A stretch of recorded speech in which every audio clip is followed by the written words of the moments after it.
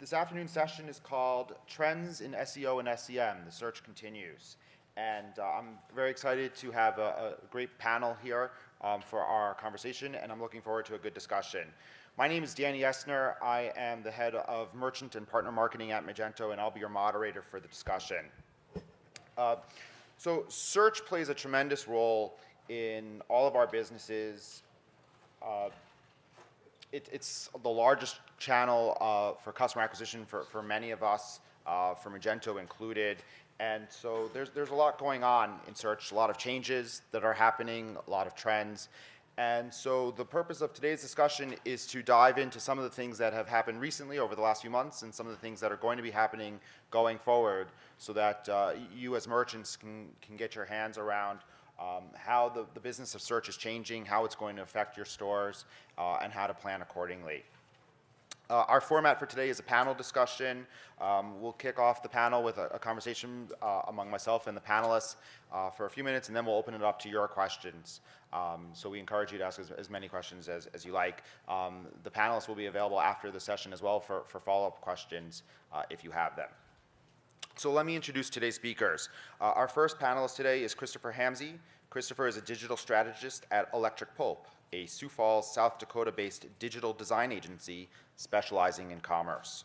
Christopher specializes in SEO and SEM for large e-commerce clients such as O'Neill Clothing, Metal Militia, and Incase. Next, we have Seth Rand, the CEO of Rand Internet Marketing. Seth has 10 plus years of SEO and SEM experience and has optimized more than 650 websites.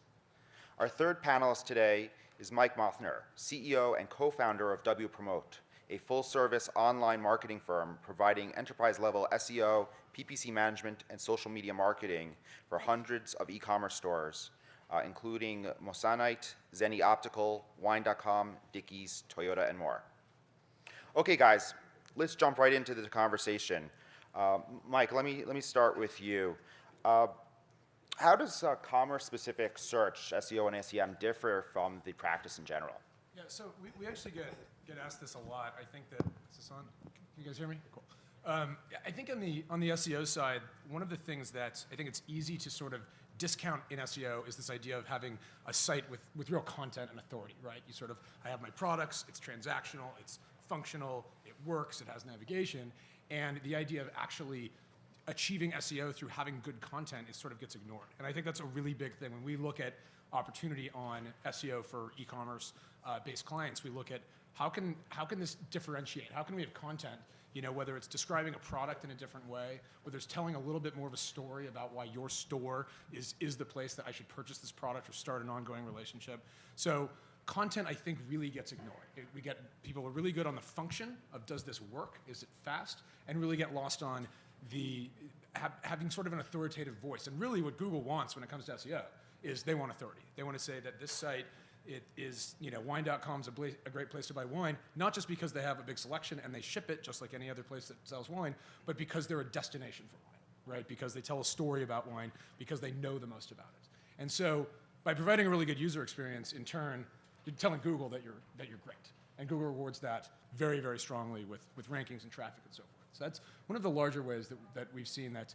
I think that it's more like people pigeonhole themselves into a world where, in commerce, where we're not really supposed to do that, or how would we do that? And finding ways to do that will allow you to really leapfrog competition from an SEO standpoint.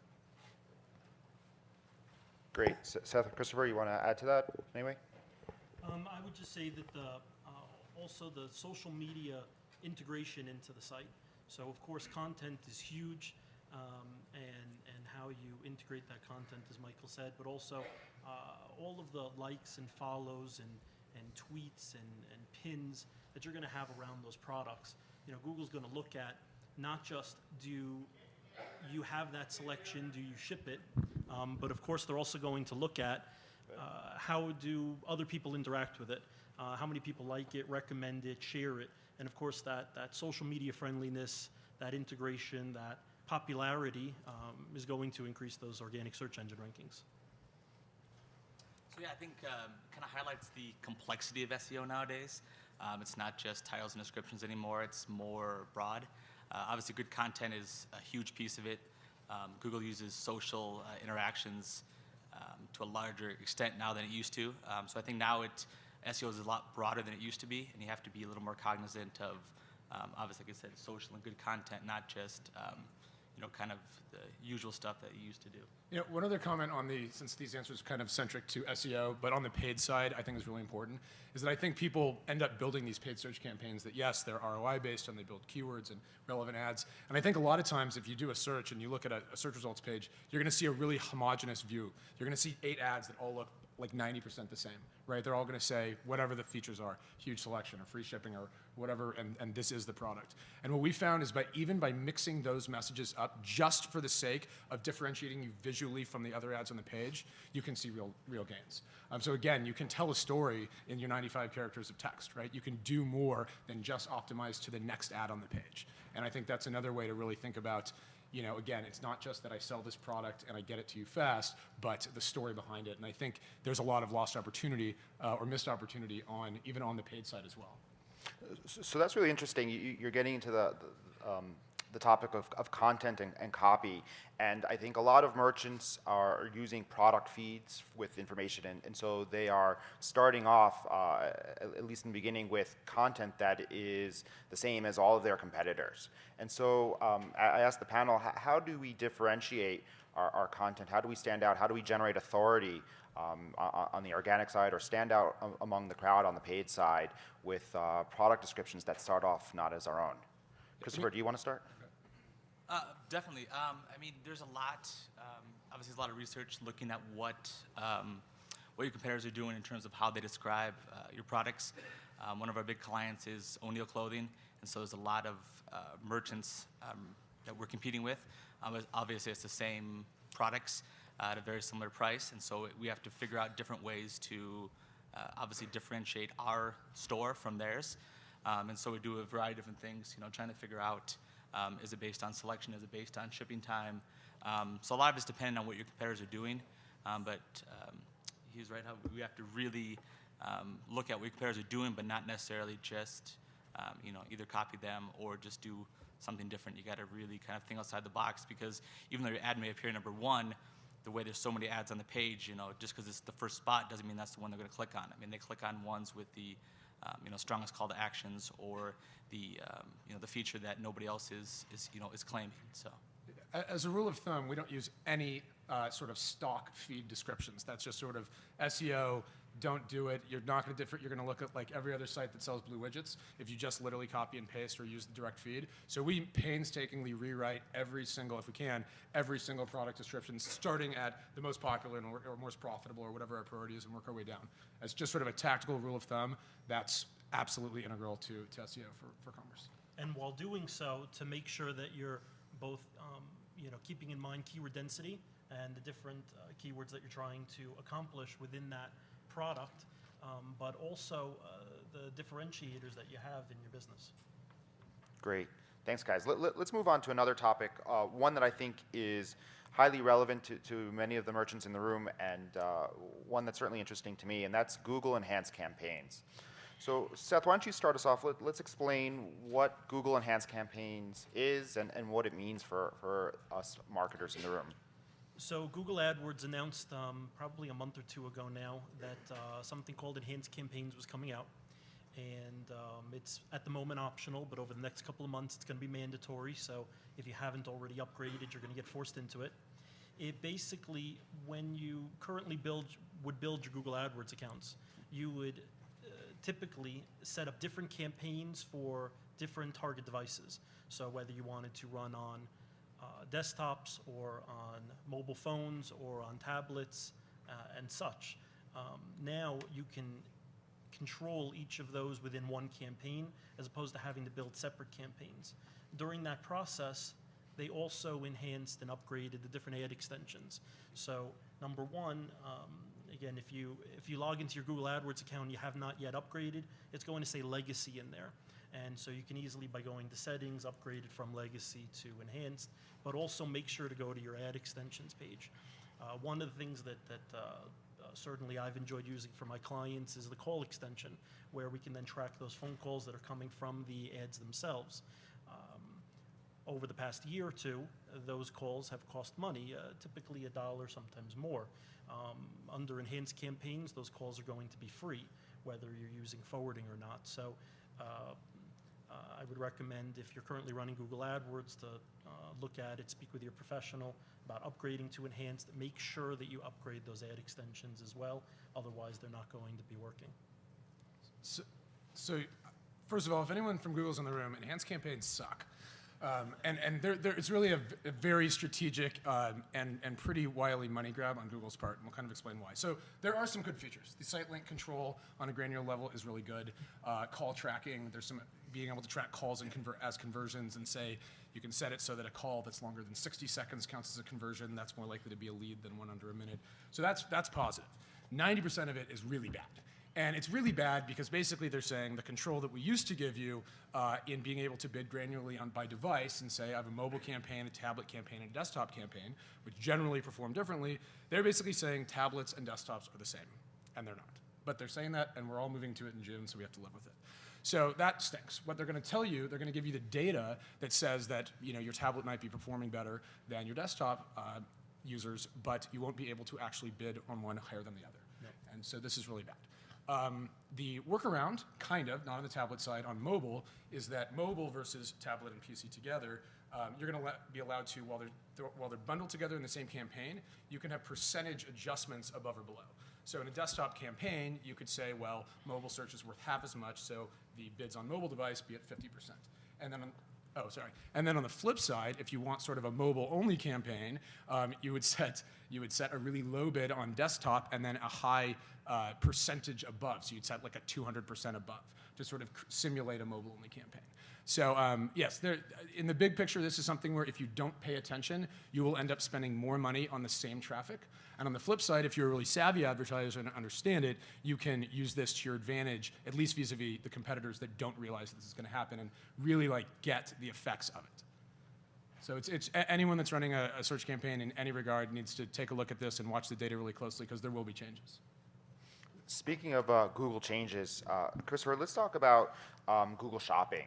So Google has moved from free product feeds to a paid service. Tell us what's going on there and what impact it has on us. You bet. So this fall, Google changed their Google Shopping from a free service to a paid service. And while it was initially, kind of upsetting because it was always free, I think we've kind of moved past that and figured out that there's actually a very decent ROI on these campaigns. So obviously, first you have to set up your feed, which in Magento, it's not super easy, but it's not impossible. A lot of it involves kind of optimizing your feed, obviously for what people are searching for. So a lot of times, one of our customers is O'Neill, and their name does not name O'Neill does not appear in the product name, and so you have to append that in the feed. So every time when it submits it to Google, then it has the word O'Neill board shorts, not just board shorts. So there's a lot of things you have to do. In terms of optimization, kind of differentiating it from other merchants. It's nice now that you can manage it within AdWords itself. You have a lot more control than you used to. And so yeah, I mean, overall it's a positive change. I think there's still a lot of room to grow, obviously, because they just kind of rolled it out and the features aren't quite there yet. It did get a lot more expensive. Early on, the cost per clicks were pretty low. Now it seems like they're just every month they're creeping up and eating away at the ROI. So Mike, I'd say Google Shopping is taking on some properties that are PPC-esque, right?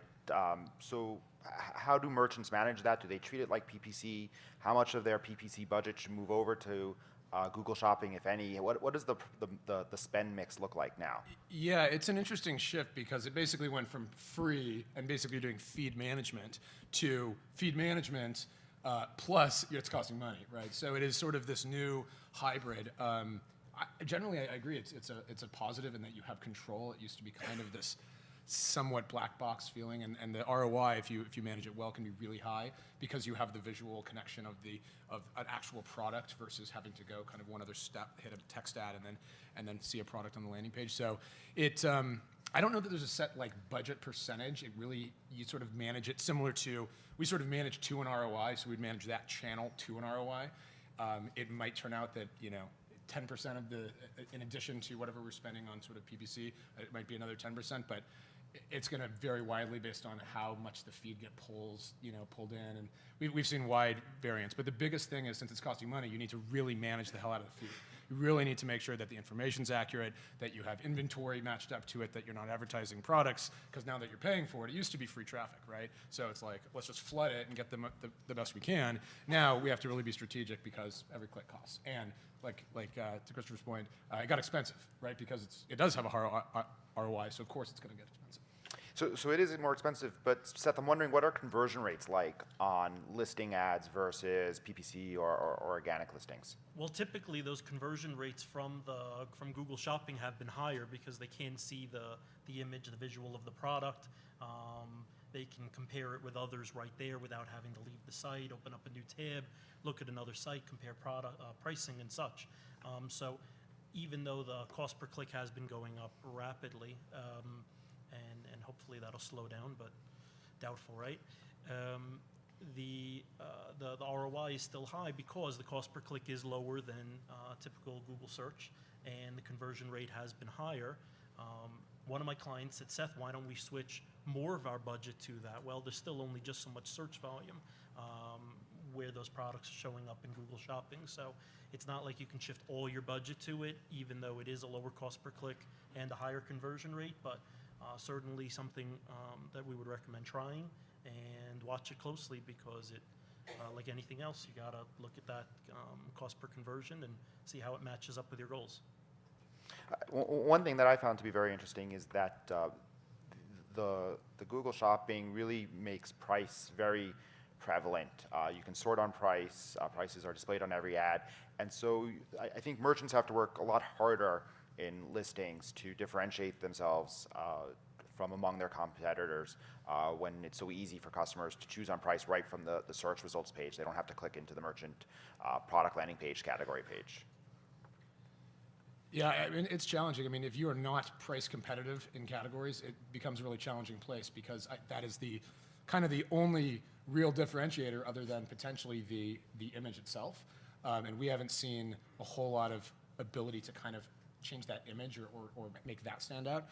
So yeah, it's a factor. I don't know that we have a magic bullet to that. I think the price is important. And ultimately, the good news is that people are not necessarily, in our research, people are not just ultimately clicking on the cheapest. They might open several tabs, they might go back and forth. So you do have a chance, as long as you're generally competitive, I think, once they're on the landing page, to differentiate, to tell a story, to talk about other features, to bundle stuff together. But I think you have to be, within the ballpark so that you're potentially one of the several clicks that they make. And they're also going to look at, assuming that they're not just looking at price, once they click through, they may be looking at shipping options. They may be looking at is it in stock and inventory. They may be looking at reviews and ratings. And so just because somebody's the cheapest doesn't necessarily mean they're going to get that sale. But for somebody who typically is selling based on purely on quality and never on price, might not be the best outlet for them, whereas if you're a store that prides themselves on having the cheapest prices in a particular market, this is absolutely an area you should be testing.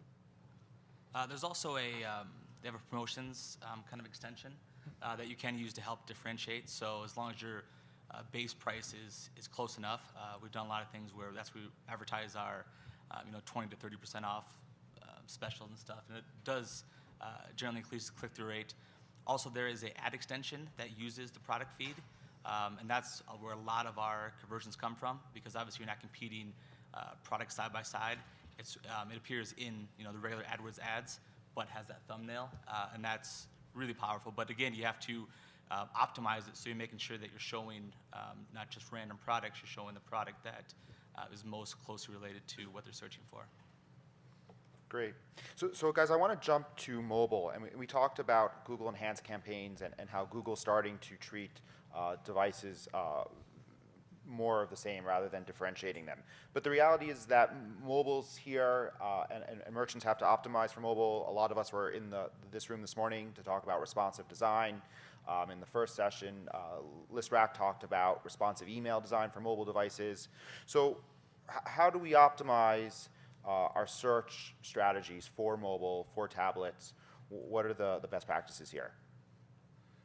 Mike, do you want to start? Sure. So, I mean, I think one of the fundamental differences, I mean, it's kind of funny, responsive design is a great example. One of the biggest things with mobile, you're really just talking about screen size. It really is a real estate issue.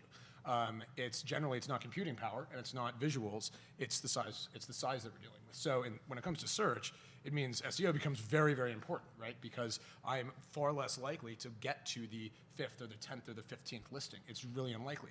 And on paid search, you're generally seeing 2 ads. And those 2 ads on sort of a typical, like an iPhone or Android device, those 2 ads take the majority of that screen. So if the user generally sees what looks to be the answer to their question or the product that they're looking for, those 2 spots are going to suck up the vast majority of the traffic. So that's not really the answer to it. That's sort of the importance of it. I think to the point of the site links, there are mobile. This is actually one of the very positive things of enhanced campaigns is that you now can have mobile specific site links. So if you have an understanding that for your product, you might be able to get people into stores, and you can say, within a particular geography, I'd rather guide them into a store than send them to the mobile version of the site. That's a really powerful way to sort of customize the experience for mobile. I think that's really a lot of what we're seeing. You might say, let's guide people to phone calls because we just know that people are not transacting online, right? If you're an online store that sells mattresses, you're not going to purchase a mattress, $1,000 mattress from your iPhone, right? But I'm very likely to hit a toll-free number and be connected and actually have a conversation that can eventually lead to an in-store visit or buying once I'm home. So there's the strategy of really understanding what users actually want by device is really, really important. And then also controlling based on, do you have a responsive design? Do you have a separate mobile version of the site? And based on loading time and conversion rates, how much of your search engine marketing effort do you want to put into mobile? Obviously, you've got to pay attention to it. You want to do it. But let's say if you have a retail location to drive people to, if you have the phone being answered 24/7, but if not, if let's just say you have the phone being answered 9 to 5 or 9 to 8, potentially you want to maybe only do mobile during those hours, or only run in a certain geographic area on mobile where you're within a geographic region of that retail location. And so you don't have to, just because there's search volume there, if it isn't cost effective, if it isn't generating the right ROI, you either have to upgrade the what you're using, what you're displaying on mobile, or just stay away from it and just make sure you're not losing money. Yeah, so I mean, obviously with SEO and paid search, the landing page is very important. And so for us, Electric Pulp, we're big proponents of responsive design. Actually, did a case study recently with we redesigned O'Neill. It was not responsive for about a month, and we kind of compared the conversion rates and all that versus iOS and Android, and the results were just amazing. I mean, the increase in revenue from responsive to non-responsive was, I mean, they paid for it in 3 months. So I think understanding your landing pages and making sure if you're not responsive site, you want to put them to a mobile-friendly landing page. Also, remember that the ad content and your SEO titles and descriptions are less characters. So if a lot of your important stuff is at the end of your titles and descriptions, it's going to be cut off on mobile. Same thing with your ads. You got to make sure that you're putting the important stuff first, and you're be cognizant of where they're going to see those ads and what kind of devices. I think it's interesting to look at for each merchant the different types of keywords that drive traffic to your experience, whether it's desktop or tablet or mobile, and understanding how those keywords tie into the purchase process and where customers are in their discovery or purchase process. So if some merchants may have keywords that are very transactional, and for those on a mobile experience, we might want to optimize for find a retail location or click to call, or maybe even buy through a mobile checkout experience. Others may be more top of the funnel, early buy stage types of keywords, and those may either not want to be optimized for mobile or more of a content optimization, as we talked about earlier, type of strategy. Yeah, I mean, one of the things, it's a really interesting point. I mean, one of the things that we found is when you have the higher funnel keywords, the tire kickers, the browsing, the the example, I don't know, let's say you're selling engagement rings, right? If I'm getting pretty specific with what I'm looking for and I'm entering, some cut or carat or something like that, and kind of implies lower in the process versus, prices or kind of the educational terms.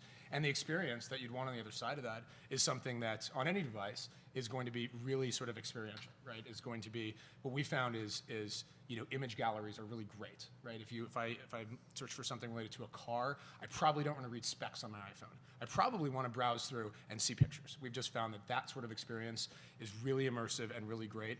And the call to action in that experience may well be, a really simple one, which is find out where the local dealer is, right? And the experience on the desktop might be different in that I want a side-by-side comparison, and I kind of want to do that kind of the matrix view. So yeah, I think really thinking about experience by device makes sense, and then yes, matching that to the keyword intent, if you can determine intent based on where in the funnel the keyword implies, right?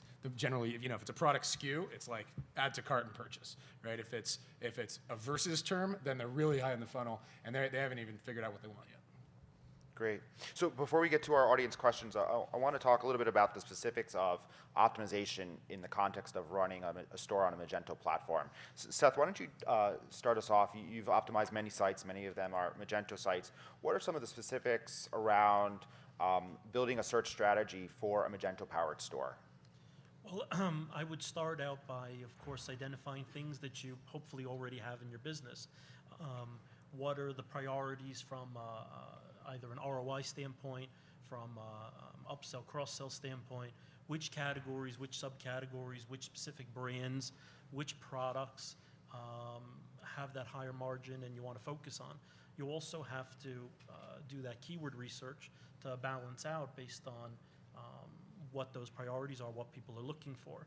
You then also have to factor in that you are trying to push an e-commerce experience. So those action items, buy, purchase, order, shop, store, sale, and how to integrate those in. And so you want to obviously do optimization site-wide, everything from looking at your URLs, your title tags, your meta descriptions, your meta keywords, your heading tags, your image file names, your alt tags, your product descriptions, and everything about the site, and of course the code of it. While in there, you can control certain things on a dynamic level, where you have certain variables that are going to populate, and then obviously on a manual basis, you want to individually in priority order go through, and as many as you can deal with on a product by product basis you want to address. Some people can do it all at the onset, and some people have to do it as they go based on their own timelines. Christopher, what have you seen in your experiences?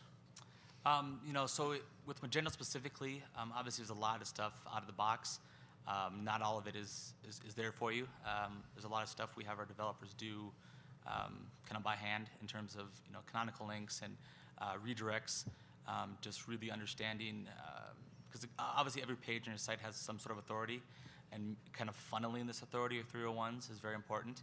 And that's a process that's really never done. You make these kind of judgment calls based on titles, descriptions, what you think people are going to search for, but obviously customer search patterns are always changing, and so it's a lot of implement, test, but in general it's something that the strategies are not super complex. It's just it's a lot of effort to go through all these steps, like he was saying there, Seth, about all that stuff you have to check, and it's if you realize that one category is that's where all your like with O'Neill, it's board shorts. That's the one we spend a lot of time on. When on the hats or socks, we don't spend as much time pouring over the keywords and checking the authority and that kind of stuff. Great. So, Mike, let me ask you a question about what you think are the most important one or two things that merchants should be focusing on for search for the rest of 2013 going into holiday shopping season. Yeah, so I think one thing is really using, if you're engaging in both PPC and SEO, is these are two things that they talk to each other, and when they work together, you end up with something that's greater than the sum of their parts. So use your PPC data to inform your keyword selection in SEO. Like don't search, don't focus by search volume, but search by but focus on ROI, right? I really care about the most profitable terms and not the most search terms. I think a lot of times there's these sort of very siloed efforts, right? You have sort of, some group working on SEO, IT, or content, or PR. So sometimes a hodgepodge, and then you have, kind of media buying on this side. And these are really we think about it as integrated search. And I think one of the biggest things you can do is think about this as really two things that work really closely together. And that makes sense, right? Because there's people are doing the same search on Google, and they're not really thinking about organic versus paid. I think that collectively is probably one of the biggest goals that we have for our clients in 2013. I think it's really a lot of opportunity there. Great. Seth, any thoughts there? I would only say to really follow the Google AdWords blogs and different people like Matt Cutts and Danny Sullivan and people who are really staying on top and blogging about these things, and make sure to ask your professional about it. Bring it up. Make sure that you're getting the attention that you need while all these things are changing. They say the squeaky wheel gets the grease. There are going to be a lot of changes, a lot of new products coming out. You never know when the next SEO algorithm change is going to happen, and so just make sure to keep yourself informed, but then share that information and rely on your professional to implement it for you. Great.